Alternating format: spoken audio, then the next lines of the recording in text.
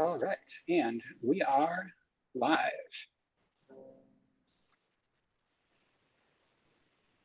Well, good Thank you, sir. evening. This is the Energy Show from the Upper Peninsula Environmental Coalition. Your host, Horst Schmidt, President of Upper Peninsula Environmental Coalition, and Evan Zimmerman, Vice President of UPEC. Tonight, we're going to have two speakers. Jim Olson will speak on Enbridge Line 5, decision time, and our second speaker will be Joe Kaplan, who will be speaking in part about large-scale solar farms and bird migration. So let me start with Jim. We're going to be asking you to speak about the court case that was heard actually online about whether or not the state or the Enbridge has the right to control the easement that was set up in 1953. But before we start, Jim is the founder of Olson, Beesdock, and Howard public interest law firm, and he's also the founder of For Love of Water, which has been battling for a number of years on the issue of whether or not we should have a way of controlling pipeline companies that want to continue under the straits. So Jim, why don't you give us a little background about your public interest law firm and also about how you found the flow, what brought it on. Well, I'll give you a real quick, because I know folks would like to hear about Line 5, but I graduated from law school in 1971, and that was a year after Earth Day. So during the next 3 years, I worked in Lansing at the Supreme Court and then opened a practice in Northern Michigan. And I was interested in this thing called environmental law. I suddenly found myself doing environmental law cases. And one of them was in the UP. We were talking earlier about this before we started.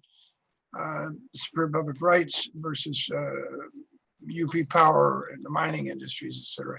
So that led me to back to a master's degree at University of Michigan with Joe Sachs, specializing in environmental law. And the practice went from there. I started a law practice and it has had many versions, but we continue to do environmental, public interest, energy, municipal, zoning, land use, property work, water work throughout the state. One of those last cases when I was practicing was the Nestle bottled water case. And I was the lead counsel in that case over a 9-year period in which we ultimately succeeded in winning and reducing the pumping in mid-Michigan from 400 gallons per minute or 500,000 gallons a day down to half that, a little bit, actually more than that, 125 gallons in the summer, and saved a stream and 2 lakes. But after that case, I realized that the water future in Michigan was something critical, that I realized the law was going in the wrong direction for many reasons I won't go into. Privatization, the Great Lakes Compact had loopholes. We were still negotiating the compact. Bottled water was on its way, even though we won that case. Privatization of water, algal blooms in Lake Erie, on and on. So we formed Flow for Love of Water. And I say we, 3 or 4 other people in a shoebox started this organization in 2009 as a coalition. We formed a 501c3 in 2011. I hired an executive director in that same year. And since 2011 have grown to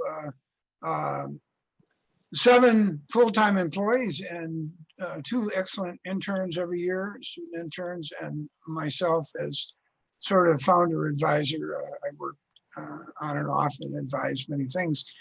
Our central purpose is to preserve the quality and quantity of the waters of the Great Lakes Basin which also involves then land use and energy and food, because water runs through it. And the water cycle defines everything. And we know that very well in Michigan. So that launched for level water. And in 2013, we decided to dig in after we saw the Kalamazoo spill and realized there was a line under line 5 after that was discovered and published through an excellent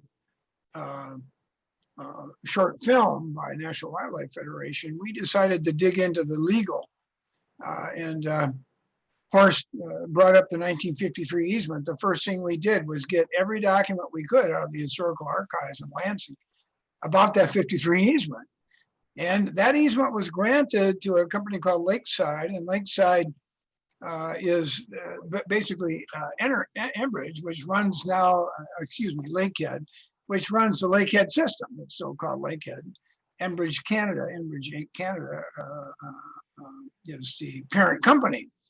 It's actually Enbridge Limited Partnership that operates the line in the Great Lakes Basin, line 5. So as it turns out, that easement was granted as a favor to Canada in 1953 because Canada didn't, and Enbridge or Lakehead at the time, didn't want to spend the money to go down around Chicago and across southern Michigan. So they got it. But when they got it, the Department of Natural Resources issued an easement, but everybody forgot that the navigable waters of Michigan and the Great Lakes, for that matter, are held in public trust.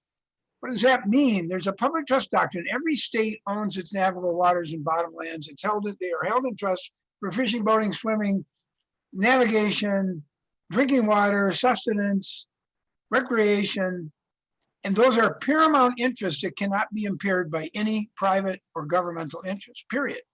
That's the law.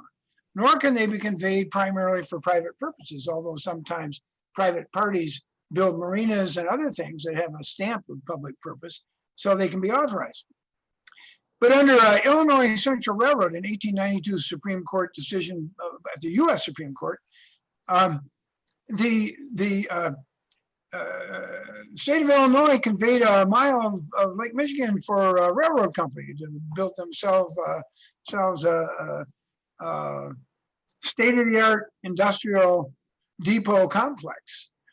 The next legislature repealed the law and it went to the Supreme Court. The company said, well, you already gave it to us. We started construction. We've got the deed. It's too late. The US Supreme Court said, no. The waters of the Great Lakes Basin are held in public trust and they cannot be conveyed for private purposes unless there's a finding that it will benefit the public purpose of water or unless they find that it will not impair the public trust. Well, a square mile of Lake Michigan impairs the public trust. So in Michigan, when not the DNR, the Department of Conservation, for those of us that go way back, in Michigan, the Department of Conservation did not make those findings. And the law is, if you don't make the findings, it isn't authorized. This is a very strict doctrine. It's like a fiduciary at a bank. If your trust says you've got to make a finding before you make an investment, then you better make the finding, or it's not authorized by the people setting up the trust or the beneficiaries. And that's what happened. So fast forward to the Kalamazoo River spill, and ironically, Canada and Enbridge, or Lakehead at the time, did get the line in 1969 across southern Michigan. So they ended up with 2 lines. They just wanted one. But 13 years later, in 69 or 16 years, they get another one. Today, the line 3 was originally 120,000 barrels a day. It went up to 300,000 barrels a day, which is about 12 million gallons a day. It's now at 540,000 barrels a day, which was never authorized, by the way. Enbridge just simply manipulated the pressure, the PSI standards, by using, they use in that line today anti-friction fluids that allow them to run more product through the line and therefore get away with 540,000 barrels a day. line 6B was 400,000 barrels a day, and after it ruptured, they got a new line. At the same time, they added the anti-friction devices, all right, under the previous Snyder administration. So the MPSC does the anti-friction devices, and they also grant a new line 6B across southern Michigan. And as a result of that, the barrels of oil going through the Great Lakes in line 5 and line 6B went from 300,000 on line 5 to 540,000. And the design capacity on the new line 6B went from 400,000 barrels to 800,000 barrels. We went from 700,000 to 1,340, I guess. Unbelievable, almost double. And the public hardly knew about any of this. Well, so now let's go to my slideshow. Would you go to slide 2, Evan? It's a map. So you'll see the map. Those are the lines that Enbridge has out of Canada, and some of the lines that they have access to coming up out of, this is North American system. The Enbridge system is the green and the red. There are other lines here, but they all have access. It's kind of like the train system. Think of these as freight car, trains, and these products are on a freight car. It's done in the same way. So if one line shuts down, you use another route. It's as simple as that. So there's a lot of debate over whether there is an alternative if line 5 goes down. The fact is there are alternatives. And in fact, the blue line, the new 6B called line 78, that now has capacity, as I said, of 800,000 barrels. They're only using 400,000 they're using it for 400,000 barrels. So we've got almost enough capacity with some adjustments over to Sarnia in the new line in 6B. And we don't need line 5 for anything. All the propane, or national liquid gas, and all the crude oil can go down the green and over the blue, and we have alternatives with some adjustments. One of the questions on line 5 is the propane issue in the UP, and Enbridge has had a nice little monopoly for a long time for Western UP. And yeah, it's true. I'll have a slide later, but about 7% of the UP residents get more. 18% use propane, but 7% of the residents have propane from line 5. But there's a task force, and that'll all work its way out. I don't want to dwell on that issue this evening. It looks like there are clear ways to do that, and probably some price advantages for UP residents if the monopoly is broken in the Western UP, so that there's more competition. We'll see how that plays out. And that's an issue whether line 5 is here or not, the competition and the monopolistic battle going on. And frankly, you got to have backups anyway, because if line 5 goes down, you got to have a backup plan anyway. So obviously, if you have a backup plan, that's the alternative. But let me go to slide 3. I want to give everybody an overview of what's going on with line 5 and why I'm calling this talk decision time. There are 8 proceedings going on, let's call them that, orbits, if you will, of disputes or litigation. Not all are lawsuits, but several are, over line 5.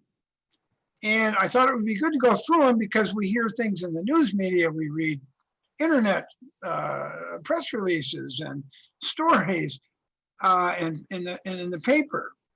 And I think it's helpful to understand all the balls that are in the air here, because otherwise, I mean, and people get it really mixed up. The tunnel is gonna, if the tunnel ruptures, they think that's the danger when actually it's the existing line 5 with the danger, and the tunnel has different risk and dangers on the entire line 5 across the UP and the Lower Peninsula with 400 water crossings, with a pipeline that's now 67 years old, much older than line 6B when that one blew, and constructed the same on the mainland.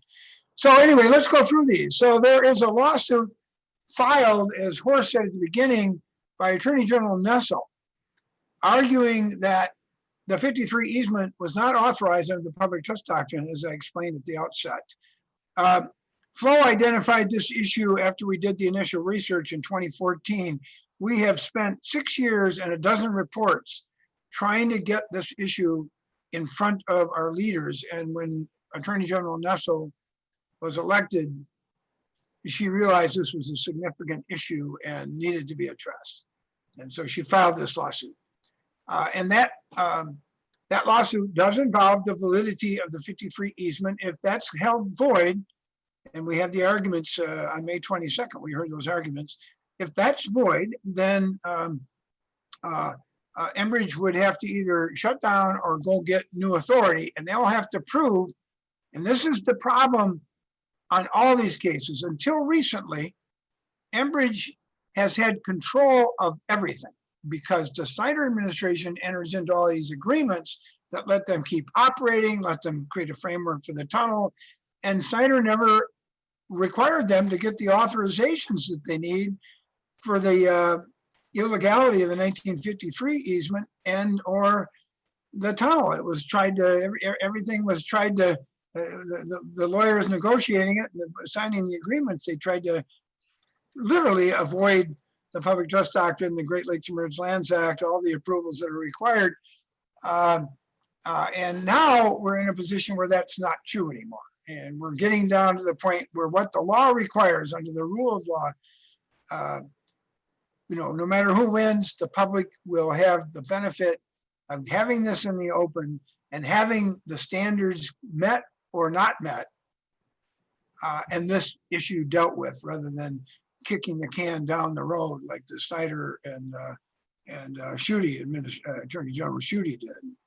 So that's case number one. Case number two is the City of Mackinac Island, Straits of Mackinac Alliance, and the Grand Traverse Band out of Leelanau County, who part of their fishing waters are from the North Grand Traverse Bay and up through the upper waters of Lake Michigan, including the straits shared with the Sioux tribe and the Ojibwa, the Chippewa.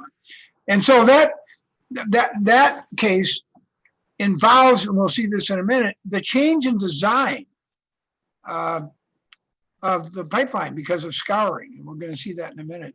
And that change in design is so risky, and nobody's ever authorized the change in design. It's required by the law when you put new structures and you change a design with new risk, you're supposed to get findings under the Great Lakes Emerged Lands Act. It hasn't been done. So that case is seeking a demand that these anchor supports that have been added under the line to stabilize it from sloughing because of the scouring, that they finally get subject to the rule of law. Number three, declaratory rulings on the public trust doctrine on line 3. One is these anchor supports under public trust law, and the two is when the tunnel deal was signed, there's something called the third agreement, which was kind of a side agreement to the tunnel deal, actually signed right after.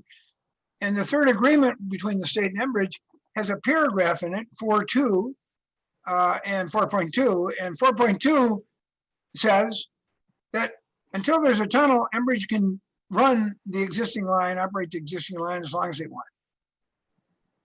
And guess what? When you authorize a continued use of the bottomlands of the Great Lakes, just like the 53 easement, you need findings that the public trust will not be violated. What are those findings? The public trust doctrine in Michigan requires two things. This Emerged Lands Act embodies that law. It requires that there is a finding of the improvement of the public trust, improvement of swimming, boating, fishing. That ain't it. Okay. or an improvement or finding that there's no impairment. Well, impairment is a question of risk, endangerment. And this line is at a point, we'll look at it in a minute, where that decision has to be made. It has not been made in the modern times under this condition of this pipeline, particularly with the change in design. The law will also require the company to prove no feasible improvement alternative to this existing line, which I've addressed a little bit already. So those are the three of the cases on the existing line. All right, let's look at the next slide. This is these are the battlegrounds on the tunnel.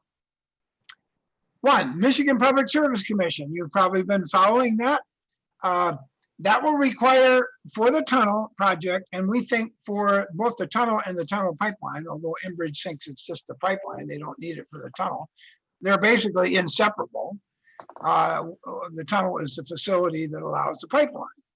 So under the Public Service Commission, Enbridge will have to show a necessity. They'll need a certificate of necessity and that it's in the public interest. This is an absolute timely and critical decision for Michigan, the Great Lakes, and the planet, because what was necessary in 1953 or even in 2012 or 2011 is a real big question right now. Fossil fuel demand is flattening, if not decreasing, obviously because of COVID, but it has peaked and has been decreasing for some time. We had to go to export crude oil in order to keep moving oil from Canada offshore rather than just to the United States. But the demand is shrinking, and the world is changing with renewable energy, and we have climate change. And those of us in the Great Lakes facing high water levels and extreme weather events, this isn't something that we can ignore anymore. So moving oil out of tar sands in Alberta and elsewhere around the planet in the public interest, particularly for the Great Lakes. So this is a really serious matter in front of the Public Service Commission. FLO has intervened as a party along with others. The State Attorney General's office is opposing. Enbridge is trying to get a declaratory ruling that they don't even need to come in front of the Public Service Commission because they got the approval for this line in 1953. So they think that the public interest and necessity is frozen in time 67 years ago. I'm smiling a lot because I find it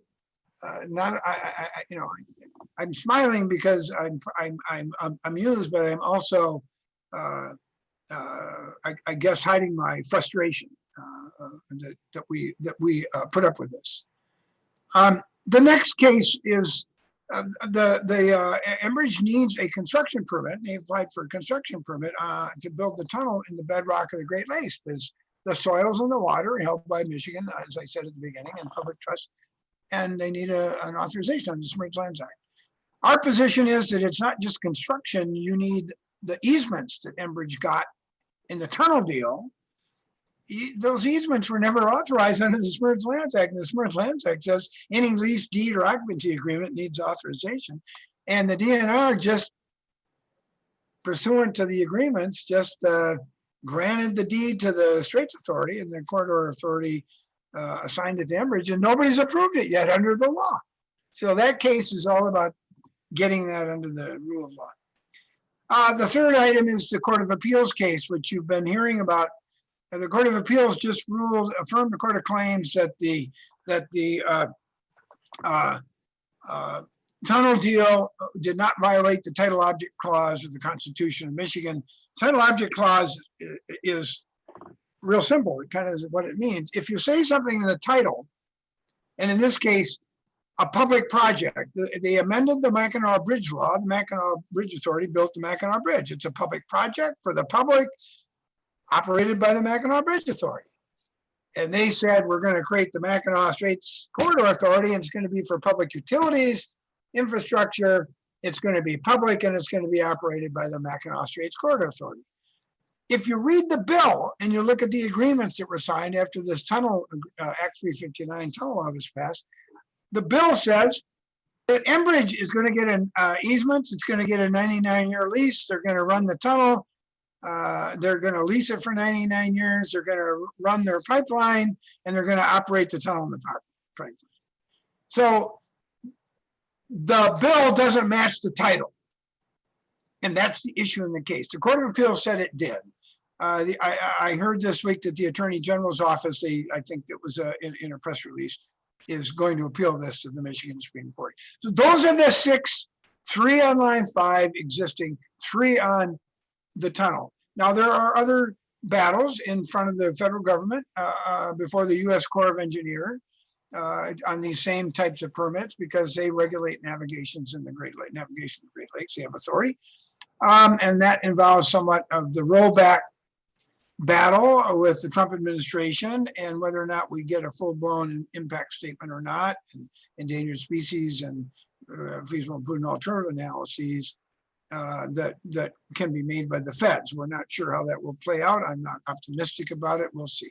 There's a federal court case just decided on the lack of response plan.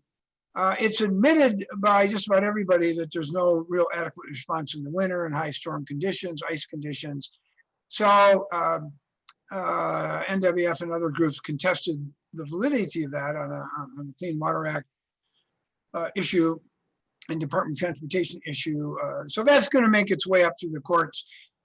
We think that the 6 things I've just described are decision time. This is the real battleground. This is where the jurisdiction over the location of public trust, uses of public trust that benefit all of us are going to get decided. So that's the focus. So I'll show you real quick and then I'm going to end because we got a more program going on. But as you know, there are broken supports, and there were a few. There are now either in the ground or authorized 200 supports and 3 miles of a pipeline that was designed to lay on the bottomland. The currents were underestimated in 1953. And because of that, scouring started. And since 2001, Enbridge has been, you see that little side, you see the suspension bridge there? So we have an underwater bridge in the Straits, and we've got the Mackinac Bridge. This has never been, this entire 3 miles was authorized as a maintenance and a repair job. And that declaratory ruling in the city of Mackinac is contesting this because of the threat to Mackinac and the people in the Straits and the tribes. They're contesting this because they're saying, look, this is not a repair. And it's subject to the Submerged Lands Act, and it's never been authorized under the act. So that's what that's about. Real quick, anchor strike we heard about, risk reports we've heard about. One report out of Michigan Tech, 2.2 billion or so in damages.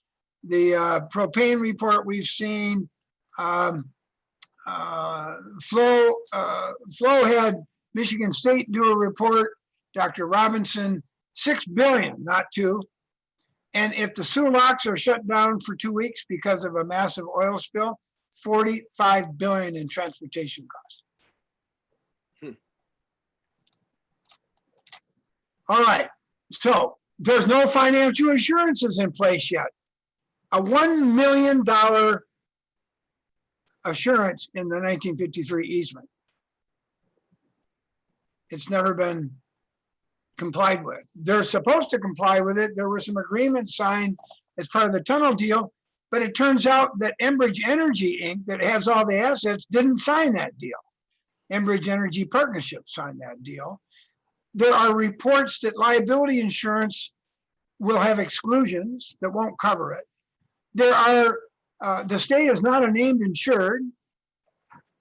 The cost of environmental impairment insurance may be cost prohibitive.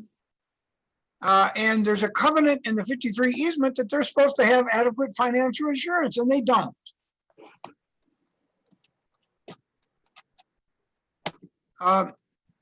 So here's what has to happen. Whoops, I'm just going to go to the last slide. So we need to take those 6 cases that are on that slide and on my slide 13, which you can look at afterwards. You may use this slide or show presentation. But we need to continue this work in Michigan on those 6 cases. And we need all of us in Michigan, not just environmental groups. We need towns and cities and public organizations, those concerned with water levels and climate change, those concerned with fishing, those concerned with no drinking water in Mackinac Island, or shipping.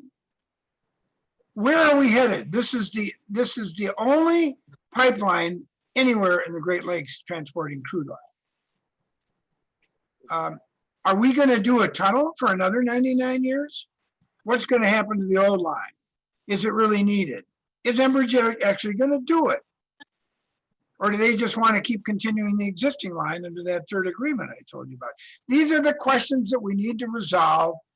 These are the 6 arenas where they're going to be resolved now. Thanks to Attorney General Nessel, thanks to the Public Service Commission that's asserting jurisdiction, thanks to all of the people in Michigan that have supported our efforts, and NWF and Oil and Water Don't Mix, and all the people, the city of Mackinac, all the people that are forming this strong network to move us into the 21st century. We've got plenty of pipeline in the United States to handle the needs of fossil fuels as we move into the 21st century. These are the things you can do. I've got them listed. Continue our work. Contact the governor and attorney general, urge them to decommission the line, thank them for what they're doing, but ask them to get this line shut down. Urge the public, you can file public comments with the Public Service Commission, letting them know your position from the UP on whether or not this line 5 should exist or not. Support Oil and Water Don't Mix. They're doing a lot of good advocacy and public education. And please,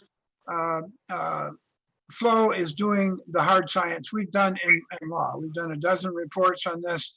We continue to involve ourselves in the Michigan Public Service Commission before Eagle, the former DEQ, and filing amicus briefs in the courts to bring forward the public trust, which is the bottom line of this controversy, no matter which way you look at it. So I really thank you, Horst and Evan, and to be on the panel with Joe this evening. I thank you very much, all of you, and I look forward to getting your feedback. I had to explain earlier that I have a commitment at 7:30, so I'm going to sign off. I'm sorry I can't be around for Q&A, but send me the chat box and I'll send the emails back to you, Evan. Send me the questions and I'll get those questions answered. Absolutely, we will. And if anyone is watching on YouTube or is looking at the Facebook event, we will take comments there too, and we will forward everything. Forward them to me. Thank you. Have a great evening. Thank you so much. Thank you, Jim. Thank you. Really appreciate you coming on tonight. Thank you. So. All right. And we have more commentary tonight also. We have Joe Kaplan here tonight. And Joe is from the Common Coast Research and Conservation. And could you tell us a little bit about your organization, what you do, and what your focus is? Yeah, you bet. Thanks for having me. Most of the work that I do in the organization revolves around migratory bird research and conservation. So our longest running project is a project with common loons at Seney National Wildlife Refuge, the longest ongoing loon research program on the planet, as friends say, in the universe, regarding color marked loons. This program started in 1987 by a refuge biologist, and we formalized it, myself and some other colleagues, in 1989, 1990. And I don't know if you've seen or been aware, but the world's oldest loons are known from Seney, of known age. we have a bird that's 32 this year that I've been watching since 1990 when he returned as a 3-year-old. So long term there. More recently, I've been getting into invasive species issues on the Great Lakes with botulism die-offs involving loons and other water birds that happen primarily in the fall, northern Lake Michigan, and then also with habitat restoration and invasive species control in the Great Lakes, primarily emerald ash borer, which has arrived in Escanaba, where I live now, in the last 3 years, developing treatment programs for that. And then also Phragmites control in emergent wetlands. I've been a biologist for about 30 years. And if 30 years ago you would have said invasive species would be the most important environmental issue, I wouldn't have even known what you were talking about. But that's kind of where we're at today. I got involved with tower issues, which I think we're going to talk about. Should I just lead right into it? Absolutely, lead right into it. Okay, yeah. So about it was about 2001. I was living in the Keweenaw, and the Keweenaw Peninsula is a really pretty magnificent migratory bird corridor. Just a brief sort of primer on Great Lakes migration. When you think about migratory birds going from very high Arctic all the way through the Canadian forest, and birds here in the UP, a lot of these birds are long distant migrants that leave for the winter, go to Central South America, Southeast United States, and from the United States or Canada down to South America, there's some formidable challenge. One's the Gulf of Mexico, which migratory birds cross, but another sort of impediment to migration is the Great Lakes. Great Lakes can be hazardous for migratory birds. And so as a result, a lot of birds navigate the Great Lakes and use the coastal zones near coast, especially UP and really all throughout the Michigan, to complete that transcontinental migration. So about 20 years ago, I got involved in the Keweenaw, which concentrates high numbers of migratory birds, with Michigan State Police was just in the process of completing the construction of 180 towers, 450-foot towers. And they were able to do this without any environmental review. They kind of checked no on the boxes, and I didn't realize it until they were on Tower 179 on Brockway Mountain, which is an internationally known hawk area. And I teamed up with an attorney from the National Wildlife Federation to basically petition the FCC, because they regulate these communication towers. And I don't know if we've set a record yet, but our petition is still being acted or reviewed by the FCC, and that was 2001. You can do the math, almost as old as that loon.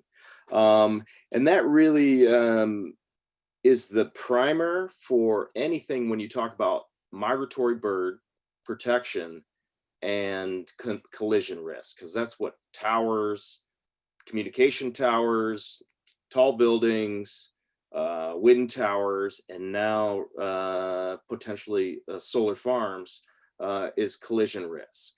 And it's probably self-evident that when you put up a 1,000-foot television tower, that you're going to get some risk there, collisions. It's been well documented, 250,000 birds in the literature that have been documented at individual towers since the late 50s. And the primary, I guess, legal or regulatory framework for protecting migratory birds is the Migratory Bird Treaty Act, signed back in 1917, 1916. And it was primarily to protect dwindling bird populations from overexploitation. And the interesting thing about Migratory Bird Treaty Act is that it has no provision for take. So unlike an Endangered Species Act, if you justify it, like Jim was talking about, you go through how you have to document how much take you have under the Migratory Bird Treaty, and then you can get permitted to cause damage. Under the Migratory Bird Treaty Act, there is no provision for take. So when a bird flies into a tower or building or turbine or solar farm, you cannot authorize that take. That is a violation. And there's been some recent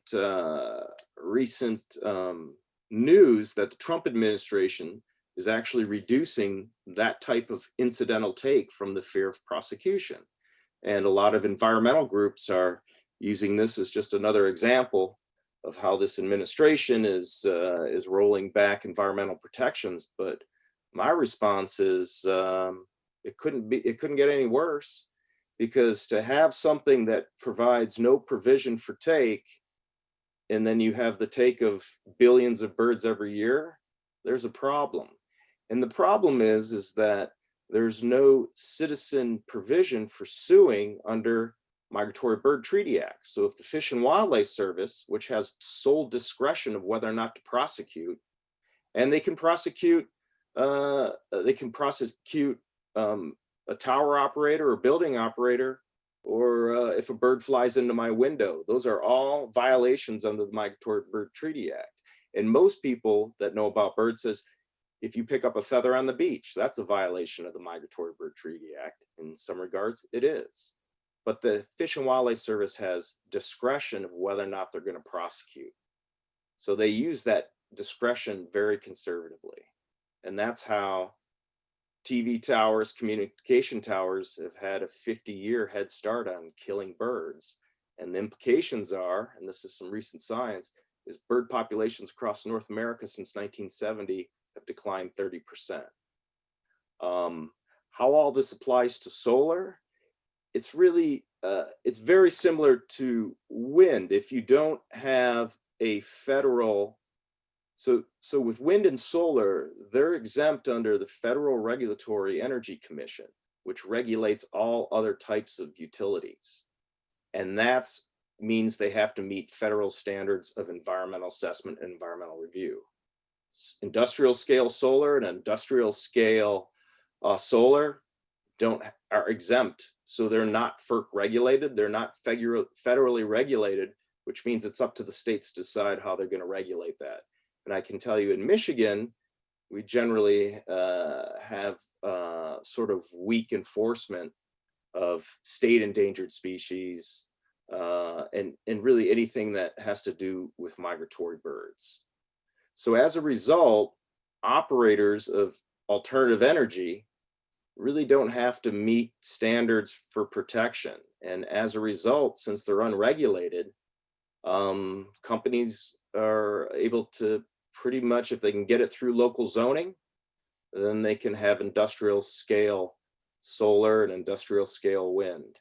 And I was very happy to see UPEC get involved with the work with the wind farm up in the Barriga Plains, and use local control to basically I guess really sort of encourage. The company ultimately stopped and went somewhere else. And that's kind of what I'm learning, is there's a lot of safeguards you could put in for these to reduce these collision risks to migratory birds, but without a regulatory framework, they're just not going to happen. And so solar is interesting because it doesn't include, it doesn't have an element of height. So mortality at solar fields is something that has been documented, especially out in the Mojave.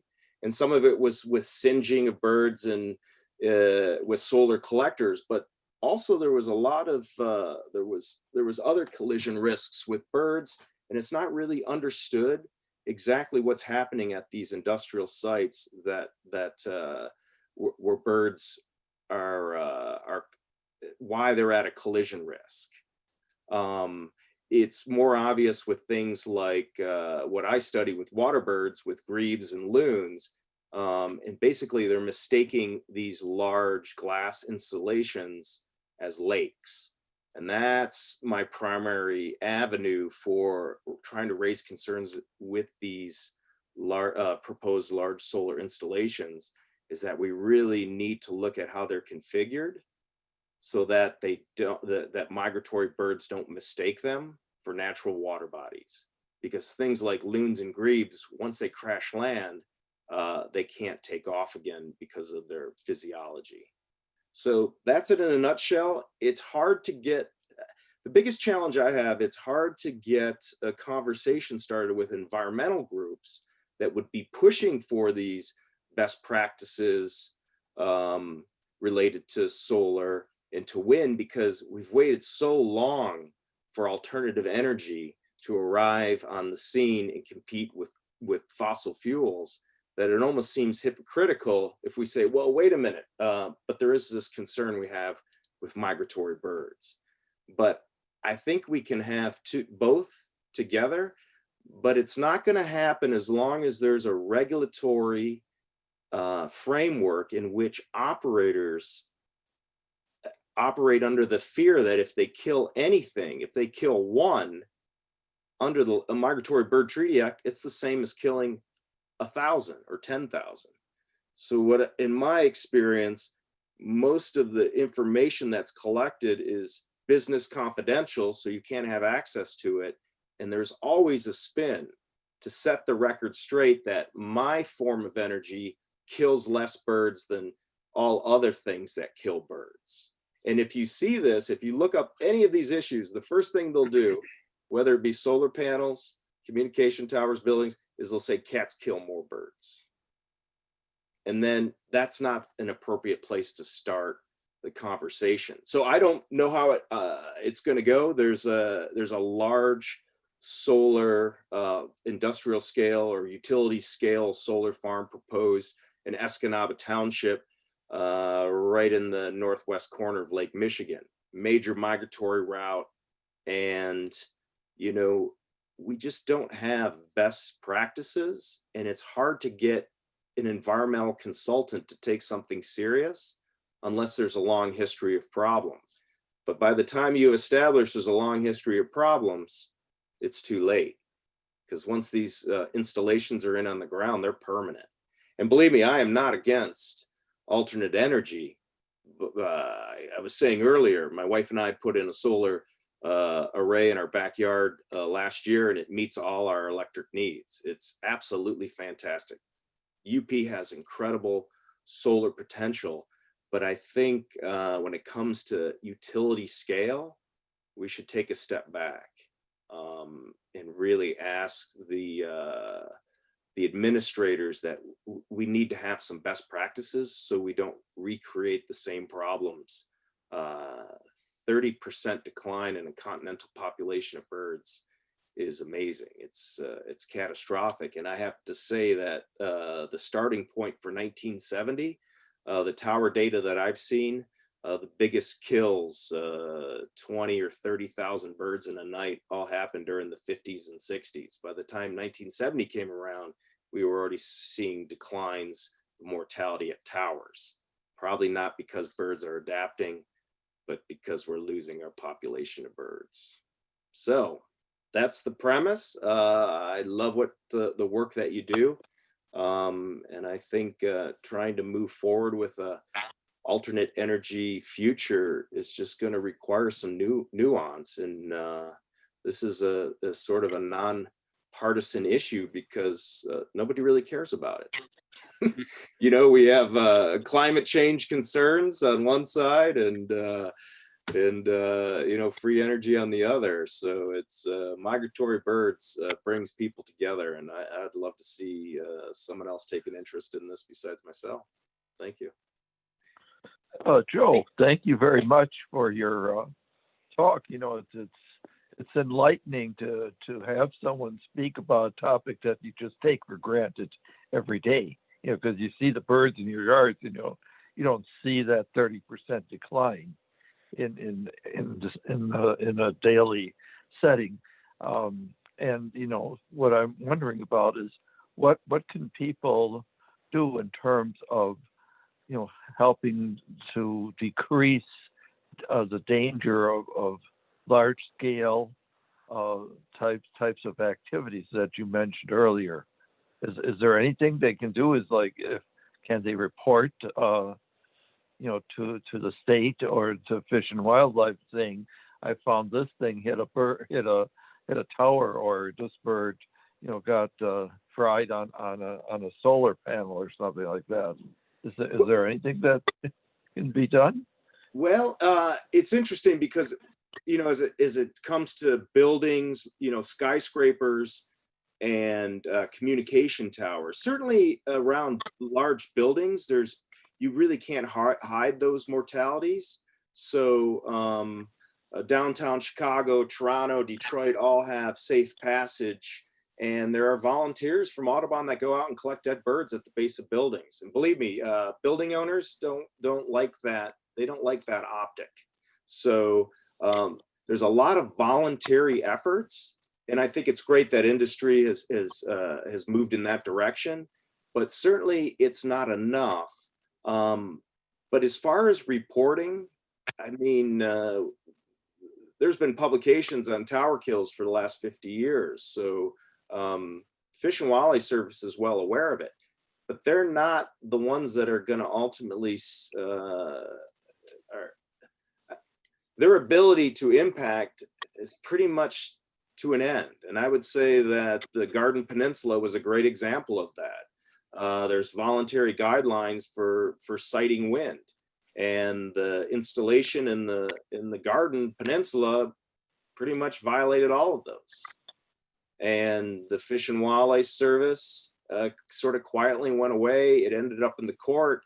And just last week, I think the appeals court just pretty much dismissed all concerns about that wind facility out of court. So that's the end of the road.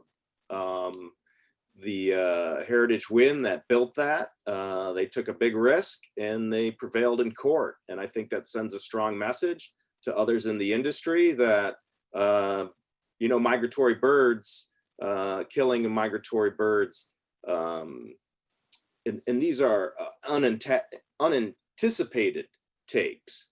So incidental take of migratory birds is not going to lead to a prosecution by the Fish and Wildlife Service as far as it relates to towers and certainly buildings and probably solar installations. As far as what you can do, there's not much you can, because these sites typically are off limits once they're established. But if you have local zoning, there's things you could do with local zoning to basically make access to folks that have an incentive to find dead birds, so that they can be monitored and then require monitoring in post-construction.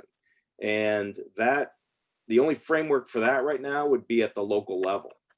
And that's a lot to ask for a local administrator to enforce a company that came in to monitor migratory birds. But with the solar, I would say that the groups that I've worked with, there's an interest there not to create a new problem.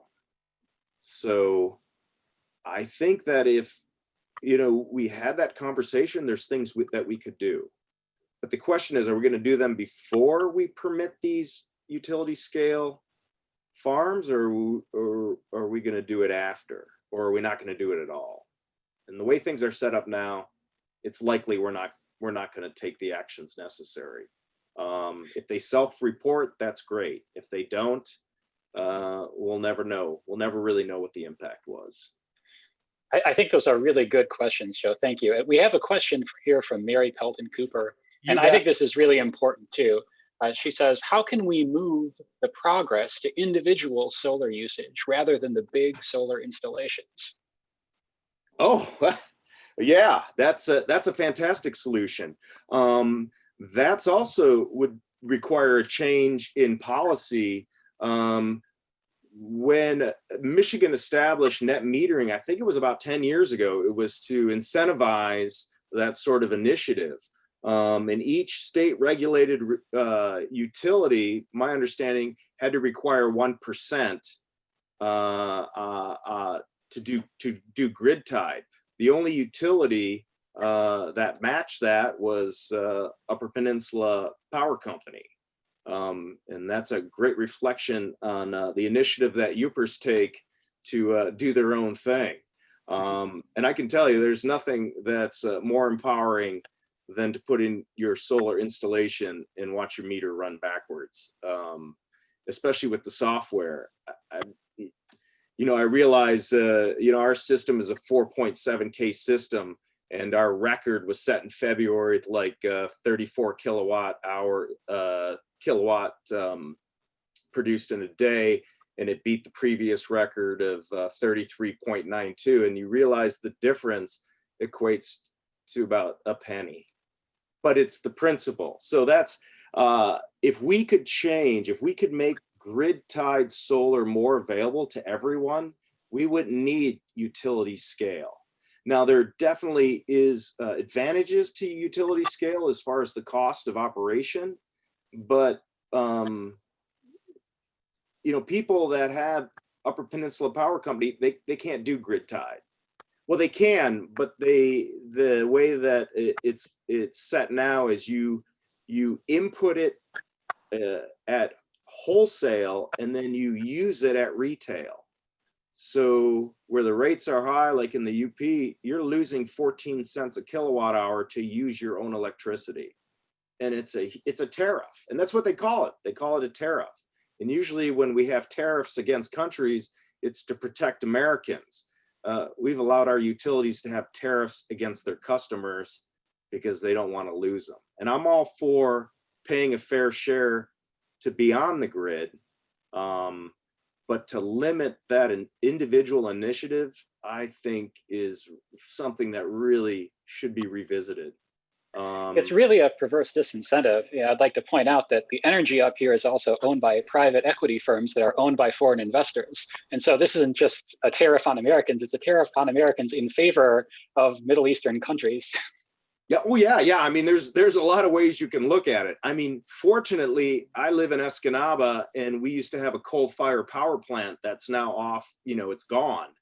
But we're our own utility. So Escanaba actually, and I think Marquette has done the same, has set up a small solar garden where residents can actually buy into panels at reduced rates and lease them or own them through a lease for 25 years. My wife and I just wanted to be more hands-on. So we put up our own system, but the only reason that we can do that is because Escanaba allows it. Escanaba could change its mind tomorrow. They would meet some resistance, but they could. Fortunately, they're pro-solar, and I think we're going to be the first customers out of a population of like 12,000 that's going to be a net producer.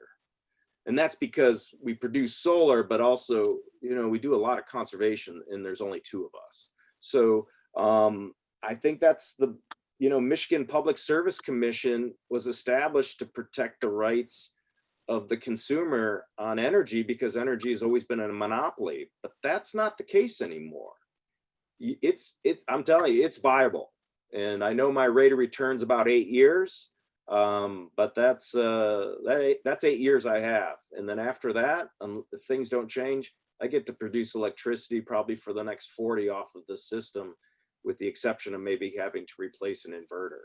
So if, solar power on an individual scale or home scale, small property, small farmer, is the best kept secret as far as how to ultimately get back in control of your means of production.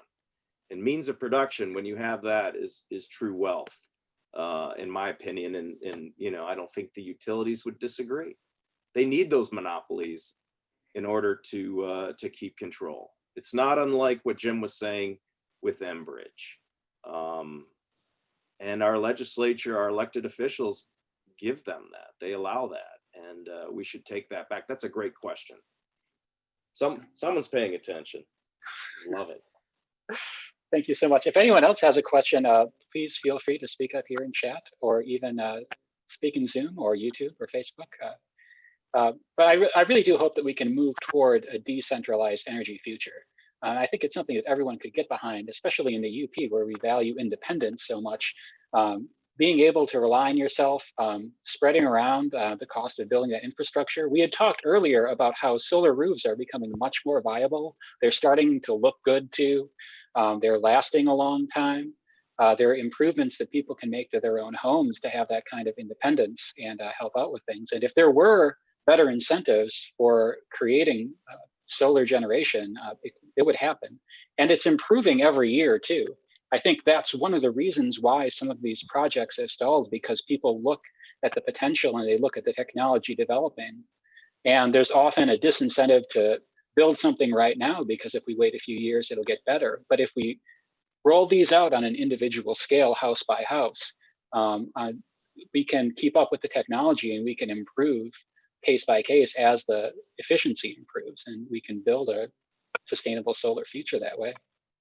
Oh yeah, I mean, I personally can attest to that. One of the, I talk about migratory birds, but I was involved with the wind farm, industrial scale wind on the Garden, and more recently paying attention to what's happening in Escanaba Township with this large solar installation.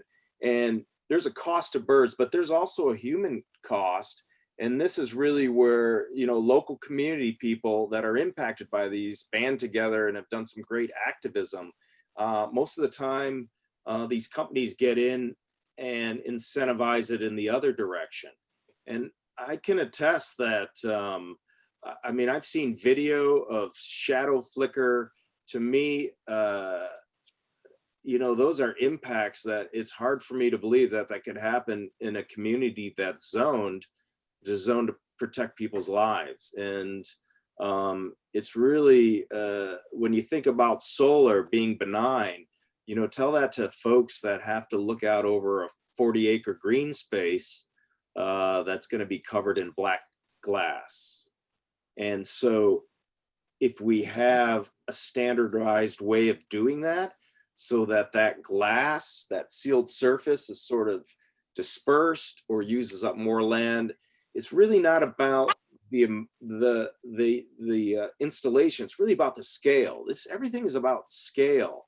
And wind, if it's 100-foot communication tower, it's much different than a 1,000-foot communication tower. And the same thing is with wind. Some of these new turbines that are coming out are 800 feet tall, which really gets you up there into the column for migration into the airspace.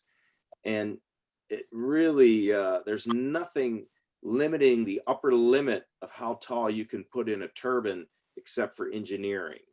And I think that protection of natural resources should be more of a consideration as we build out these alternative energy systems. Absolutely. Well, Evan, first of all, I want to thank you for your brief essay into this. It's nice to know that we can talk about this and be able to spread the word ourselves rather than relying upon big business to tell us what to do.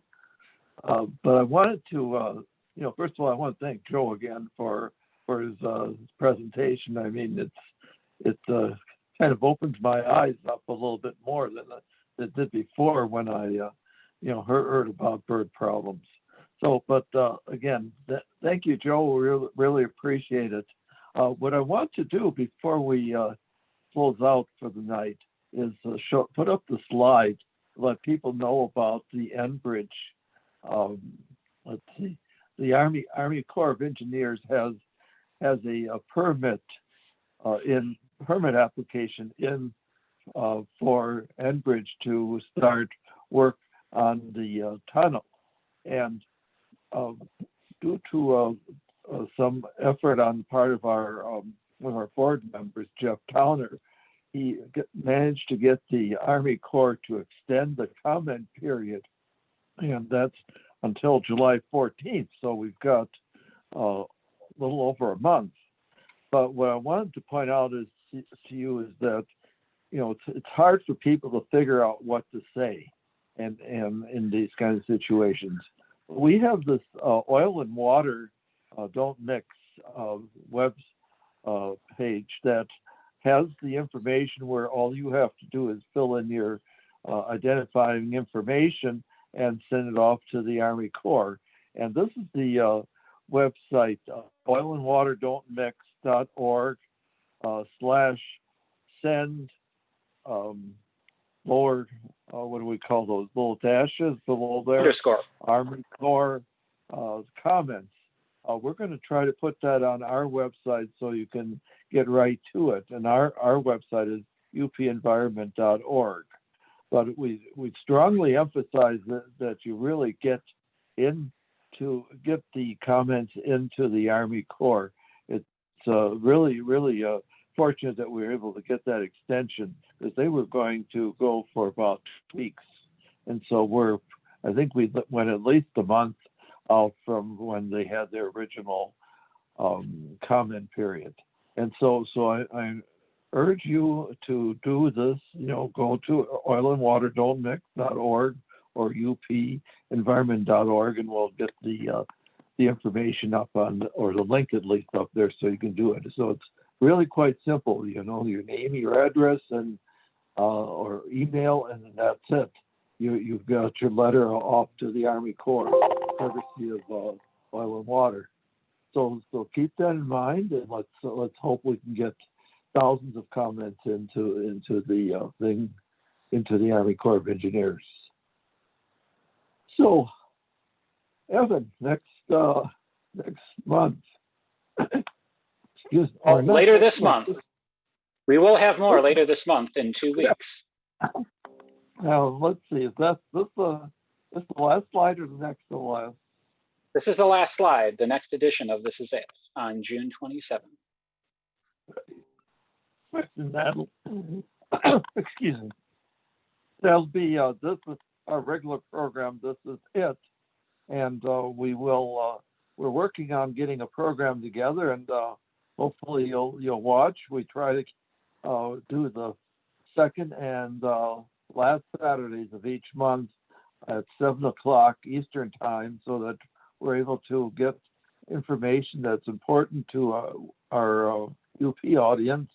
And we're about the only organization, I think, that really covers the UP these days. When I see other organizations, it's all about downstate Michigan. So think about us as being the folks who are aware, we're concerned, and we want you to be able to participate in the changes that are occurring, and make sure that we're able to keep the pressure on the public administrators, keep the pressure on Enbridge, keep the pressure on UPCO, whatever is basically hurts our interests and takes away control, which is really what it all comes down to. So hopefully you'll listen to our next program, and we're going to try to set up another energy show for the second week in July. So let's enjoy our summer, but keep in mind that in order to have what we have, we got to work for it. So thank you very much. Evan, you want to say good night to our audience? Good night, and thank you so much for coming. Thank you once again, Joe Kaplan, and thank you, Jim Olson, for the presentations. Evan, I have a question. Oh, absolutely. Yeah, do you have to be a Michigan resident to send that letter to the Army Corps? No, the Army Corps is national. Okay, because I know a lot of those other things, they said, I mean, I live in Illinois, so that wouldn't really apply.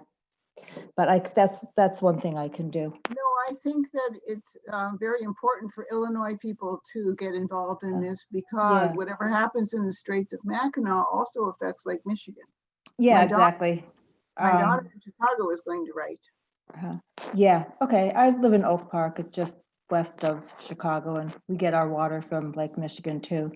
In fact, I was one of those people who picked up dead birds in the loop for quite a few years until I retired. Oh, for buildings, tall buildings. Yeah. Yeah, you know it. Well, thank you for everything you're doing, and thank you for participating and supporting, and hopefully you can keep the pressure on Okay. together. Have a good summer, healthy summer.